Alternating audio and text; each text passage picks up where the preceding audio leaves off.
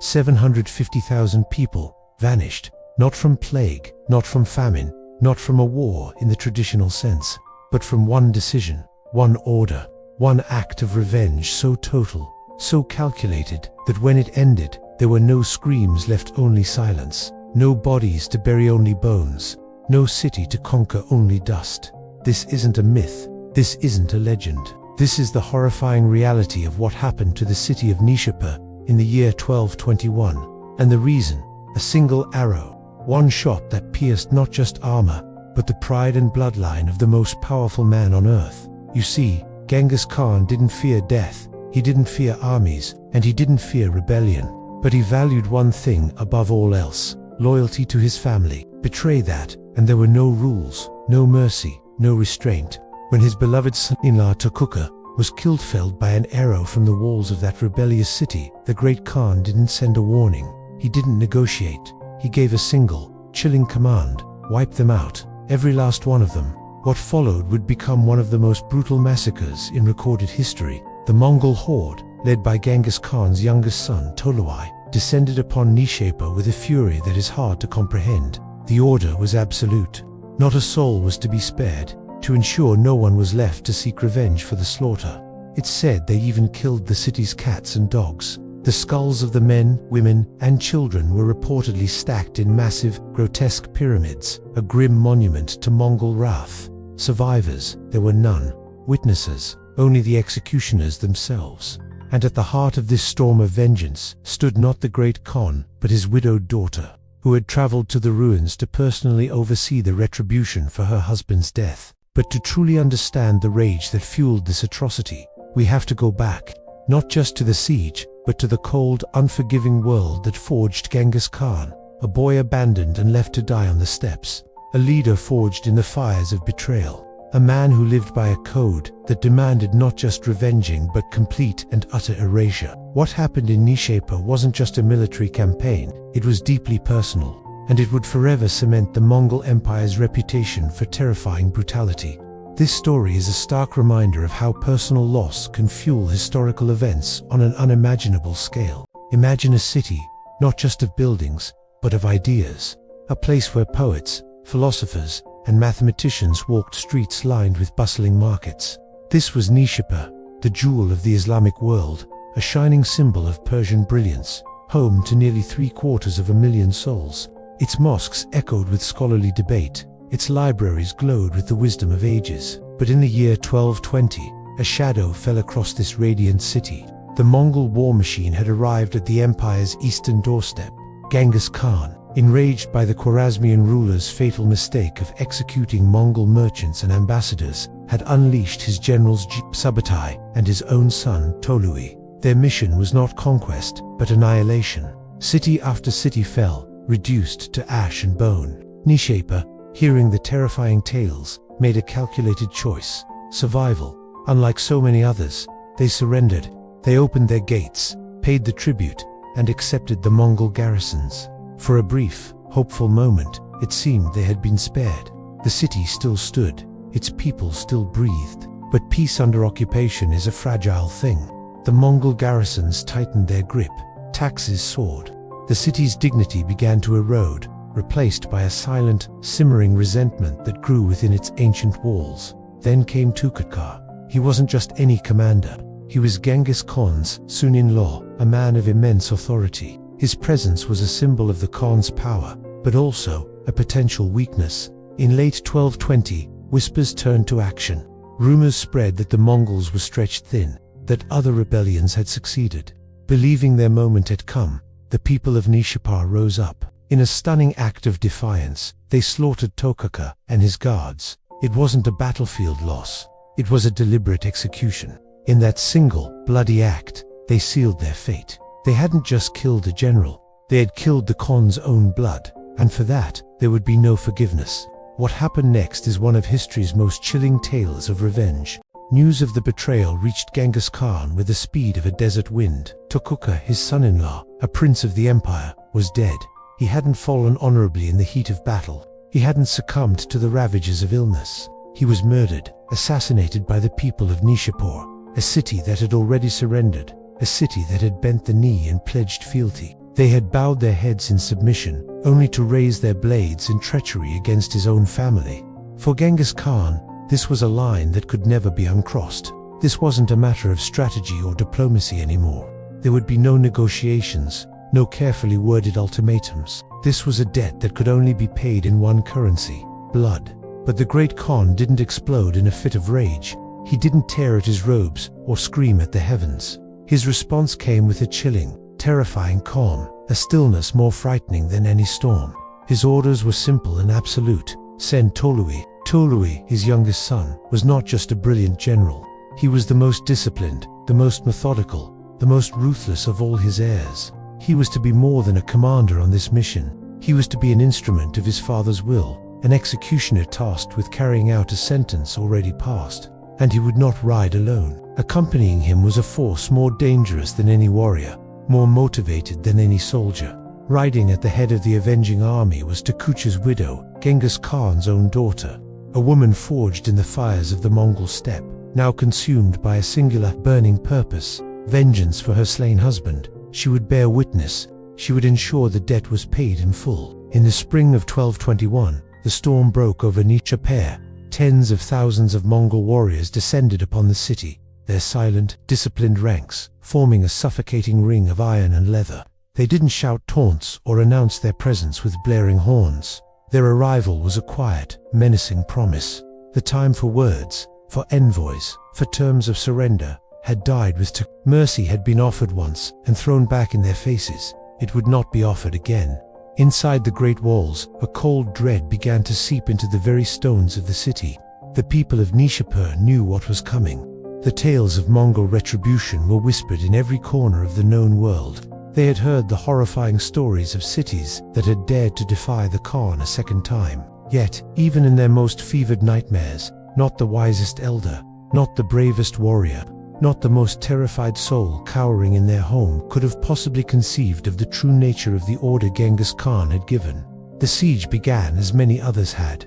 A storm of arrows, so thick they blotted out the sun, rained down upon the defenders. Catapults, great wooden beasts of war, hurled massive stones and pots of flaming naphtha, shattering fortifications and spreading chaos. The relentless, percussive thud of the siege engines became the city's final heartbeat. For days, the bombardment was unrelenting. The proud walls of Nishapur, which had stood for centuries, began to crack, to groan, and finally, to crumble. The breach was inevitable. With a final, deafening roar of splintering stone and terrified screams, the walls gave way. The Mongol horde poured through the gaps like a flood tide, a wave of unstoppable fury. They swept through the streets, cutting down soldiers and civilians with chilling efficiency.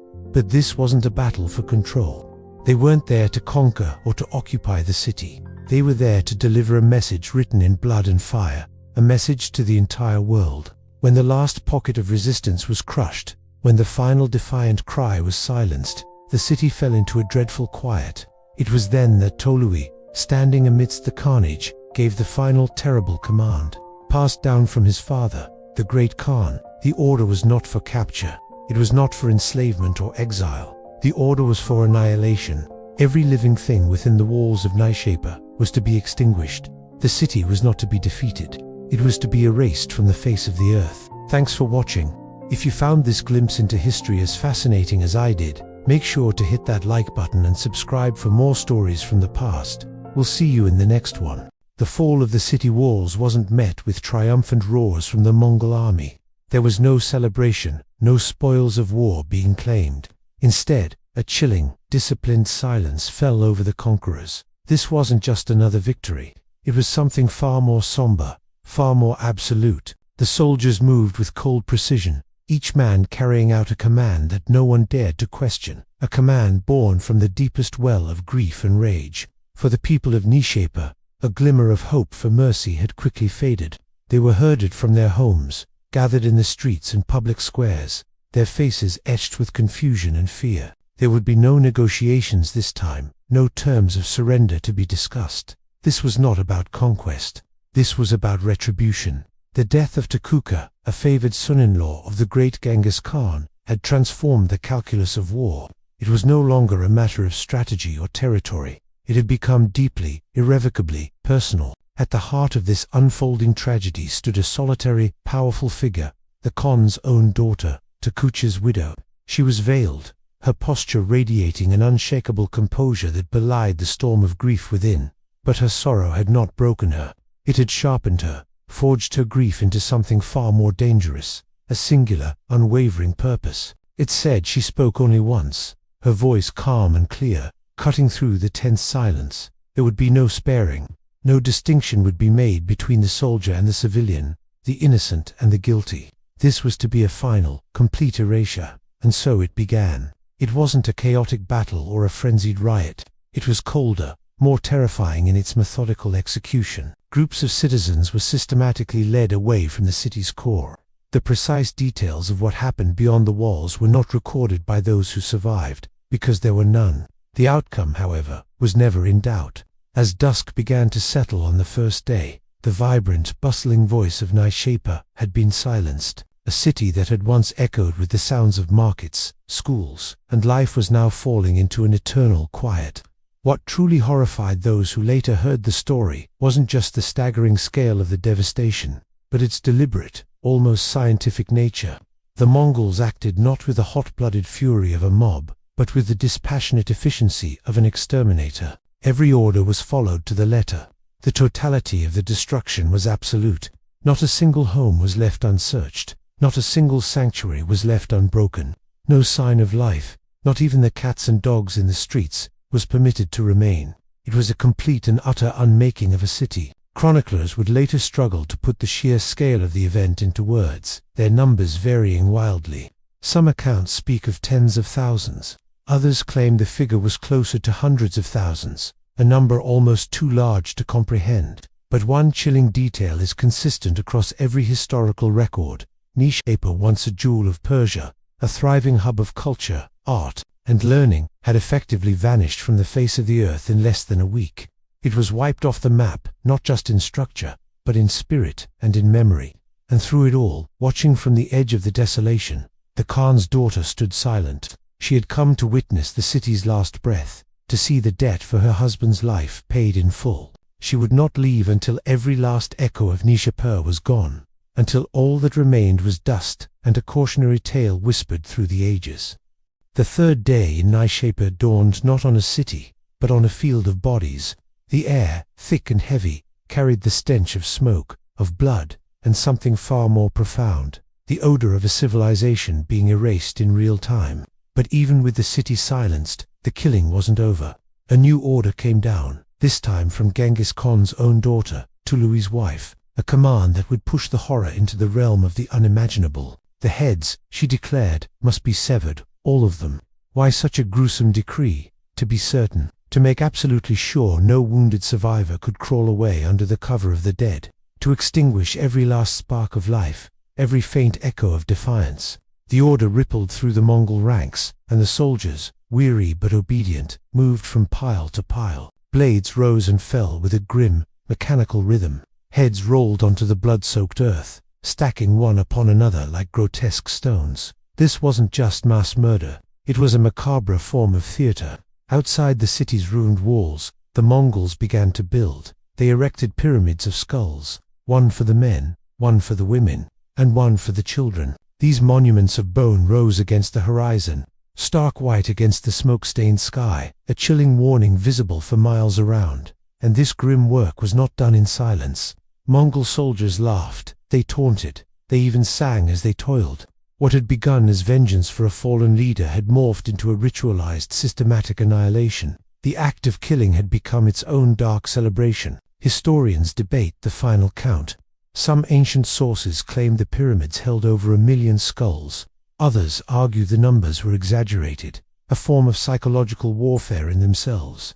But in the end, the precise figure is almost irrelevant. Whether it was 600,000 or 1 million, the intent was terrifyingly clear: to erase not just the people of Nishapur, but their very identity, to transform a renowned center of scholars, poets, and artisans into a nameless, cautionary tale carved in bone. Throughout this entire ghastly process, a single figure is said to have stood watch: Genghis Khan's daughter, dressed in black, silent as ash. She reportedly remained in the city, a quiet, unmoving observer of the horror she had commanded. Not once did she falter. Not once did she look away. Her revenge had been promised, and she was determined to see it completed, down to the last child, the last breath, the last bone.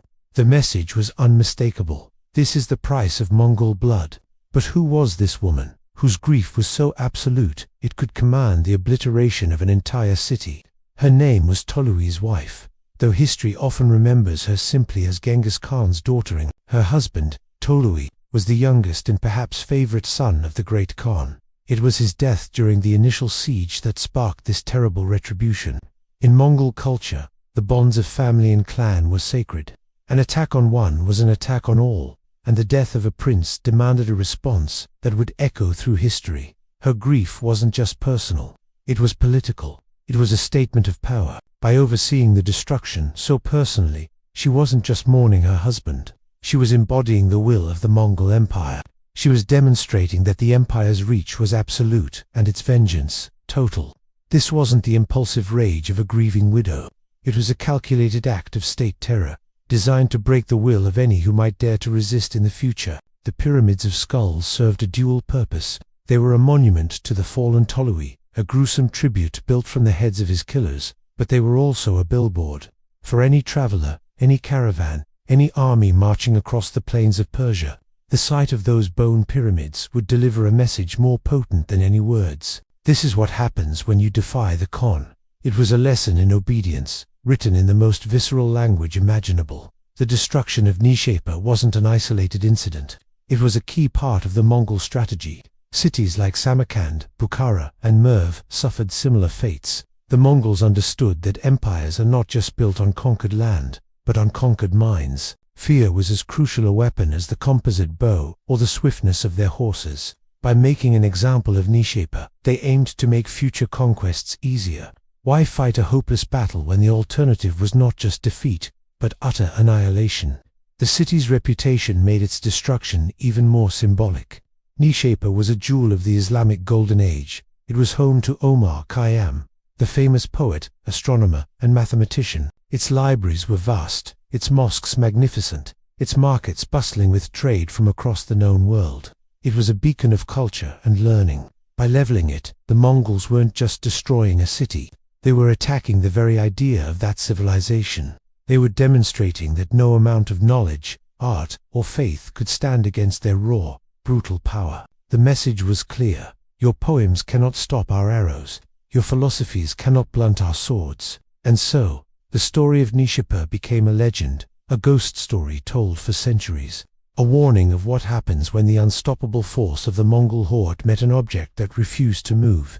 The image of the Khan's daughter, standing silent amidst the carnage, became a personification of cold, calculated revenge. She represents the moment where personal grief intersects with imperial policy, creating a maelstrom of destruction that few places in history have ever witnessed. Her silence is perhaps the most haunting part of the story. While her soldiers laughed and sang, she stood as a statue of sorrow and resolve.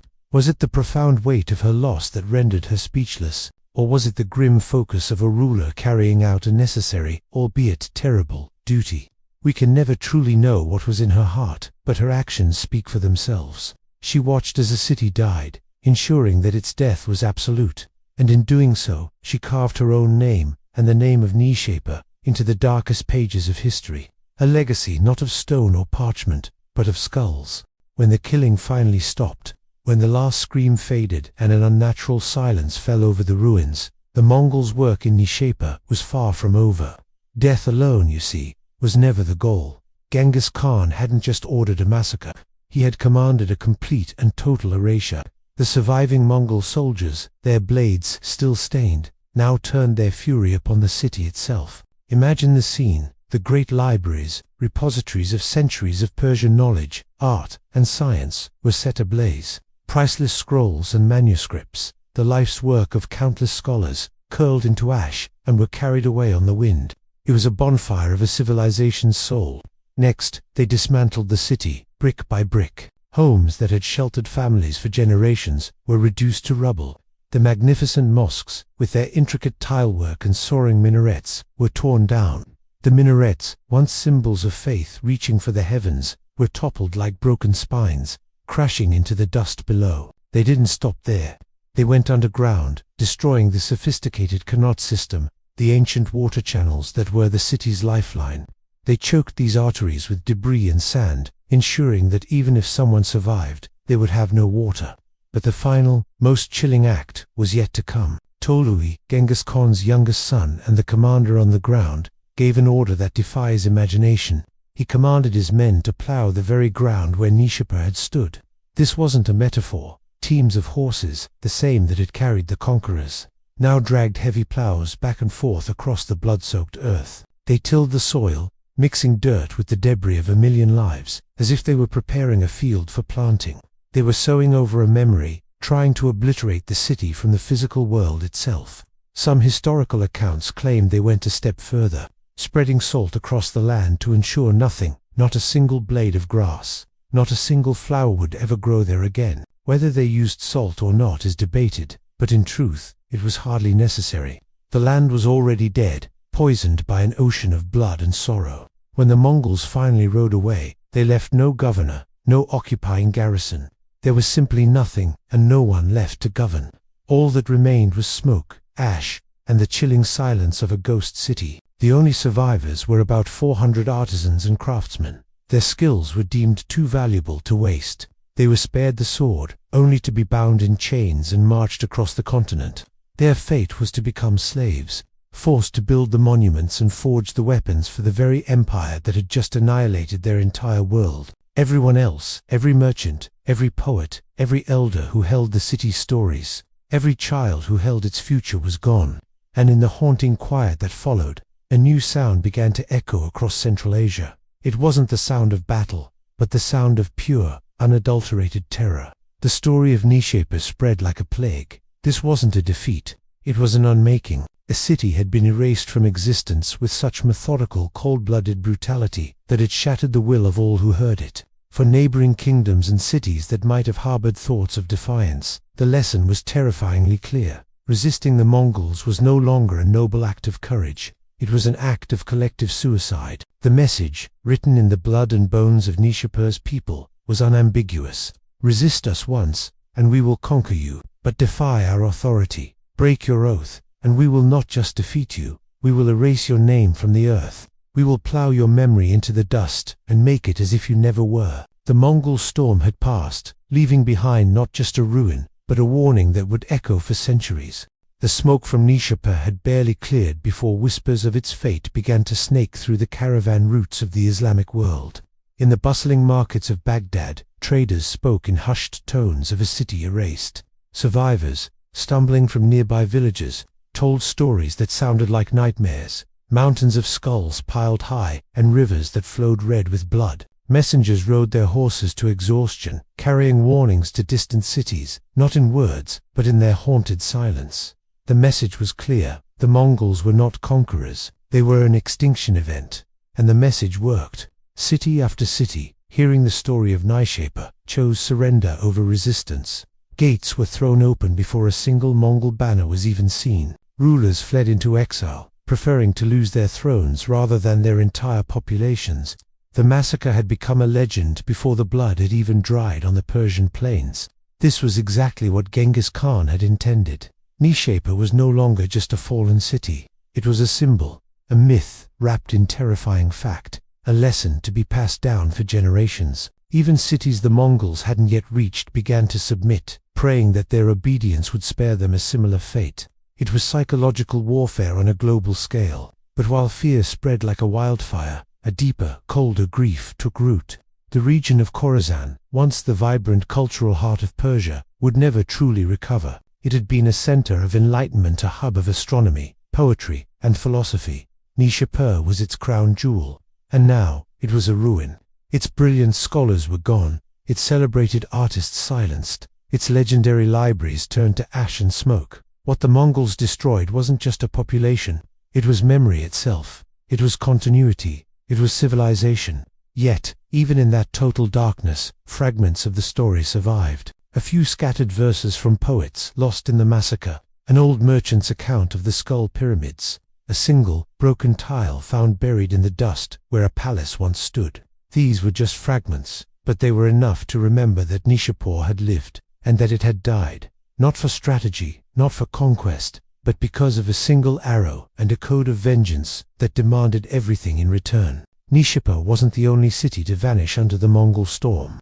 In that same brutal campaign, Genghis Khan's armies wiped out the great cities of Merv, Herat, and Urgench with the same merciless precision. In Merv alone, some accounts claim 700,000 people were killed.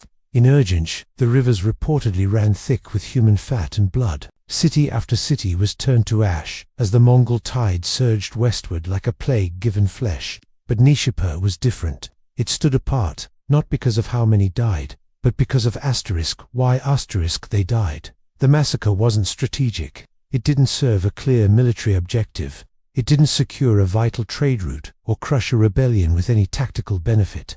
It was vengeance, pure and personal. It was a punishment delivered not by cold policy, but by raw emotion, the grief of a daughter who had lost her husband, the rage of a father who would not tolerate an insult to his bloodline. It was the wrath of an empire that knew no boundaries, physical or moral, when it came to enforcing loyalty. And in that raw emotional act, Nishapur became the template for all that followed. Genghis Khan learned from it. So did his enemies. He saw how quickly terror could secure surrender, how unforgettable cruelty could carve permanent obedience into the minds of his subjects. So when later cities dared to resist, the Khan didn't just defeat them, he erased them. The ghost of Nishapur followed his armies, a phantom warning at every city wall, a whisper beneath every Mongol banner. Even those untouched by Mongol blades felt its chill. In the halls of power in Damascus, in Cairo, in Kiev, city elders debated not whether they could resist, but whether they could survive resisting. Nishapur had become the silent answer to a million future questions. What happens if we fight back? And behind every surrender, every bowed head, every gate opened without a fight, the fires of Nishapur were still burning. Years turned into decades. Empires shifted. Cities rose and fell. But the memory of Nishapur never truly faded. Not among the survivors, not among the Mongols, and certainly not among the historians who would later try to piece together the story. It was more than a massacre. It was a turning point, a terrifying benchmark for how far a ruler would go to protect his family's honor, and how far vengeance could reach when fueled by absolute, unrestrained power. Later, chroniclers struggled to put the horror into words. Some claimed over 1.7 million people were killed, a number that seems almost impossible. Others lowered the figure, unsure where the truth ended and the myth began. But they all agreed on one thing. Nishapur was not a defeat, it was an erasure, a city systematically removed from time, from maps, from memory itself. And in that horrifying absence, it gained a strange, dark immortality. Centuries later, archaeologists would dig beneath the dust of modern-day Nishapur. They would uncover scattered bones, stones blackened by fire, and the broken shards of pottery. They found no great treasures, no temples left intact. They found only the remnants of an inferno, and faint haunting echoes of what had once been a place of incredible light and learning. Today, we remember Nishapur, not just for how it died, but for what it represents. It reminds us that history is not always shaped by grand strategies or battles won and lost. Sometimes, it's shaped by the deeply personal choices made in moments of grief, of rage, of love twisted into a terrible vengeance. It shows us how a single arrow, fired in a moment of defiance, can end in the deafening silence of a city. It reminds us that conquest isn't just measured in territory, but in memory, and that erasing a people isn't just about killing them, it's about making the world forget they ever existed. But Nishapur was not forgotten. Its story, though buried in ash for centuries, still breathes. It survives in whispered verses, in fractured historical records, and now, it survives in you. Because if you remember this city, if you carry its silence with you after watching this video, then what Genghis Khan tried to destroy was never truly lost. Thank you for watching. If you found this story as compelling as I did, please consider subscribing for more journeys into the depths of history.